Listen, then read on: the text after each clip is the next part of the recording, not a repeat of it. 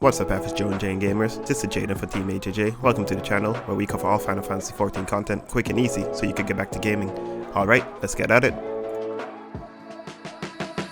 This is going to be a quick guide on the Tower of Zot. In this video, we're going to cover 3 bosses you'll encounter in this dungeon and, if necessary, noticeable trash and mechanics. The first boss of this dungeon is going to be Cinderufa. Minutia Bayo will hit the primary target with a heavy hitting tank buster. This attack will also leave a poison debuff after impact. This should be removed, healers be ready.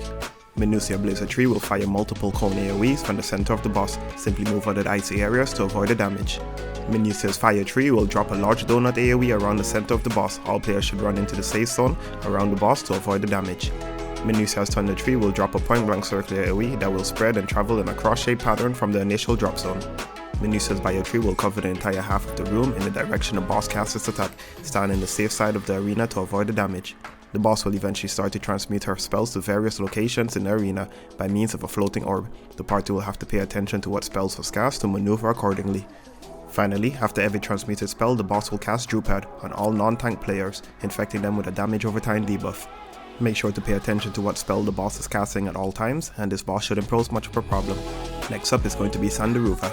Izzy CD is going to be your average tank buster, healers be ready. Prapti CD will target all players one by one with a long column AoE, simply move out of the area to avoid the damage. Minusia's Berserk will spawn 5 orbs in a pattern around the room, leaving a very small safe area at the one point of the arena without an orb. Make sure to stand as far back as possible to the wall before this cast goes off. If a player is hit by this ability, they will be infected with a Berserk debuff, causing them to lose control of their characters and forced to attack the boss, making it impossible to avoid the boss's net Procomia CD. Procomia CD will be a point blank circular AoE, simply move out of the area to avoid the damage.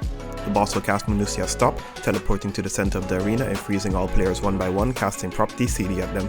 This attack is unavoidable, the party should simply spread out for this one to avoid overlapping damage, healers be ready.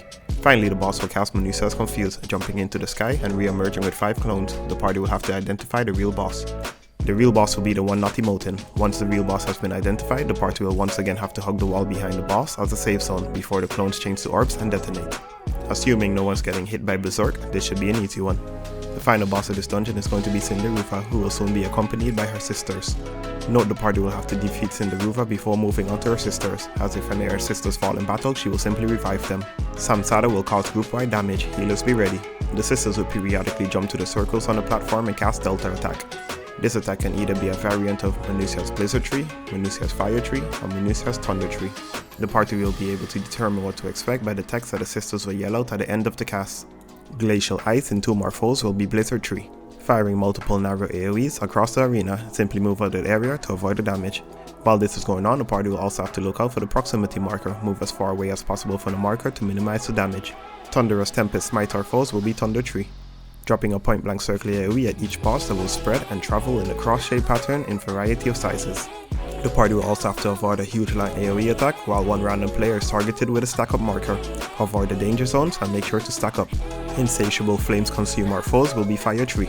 The boss will drop a huge donut AoE that will cover the arena, move in to avoid the damage, while being ready to avoid the huge column AoE attack that will fire across the platform. All players will be marked with a spread out marker and will need to spread out to avoid overlapping.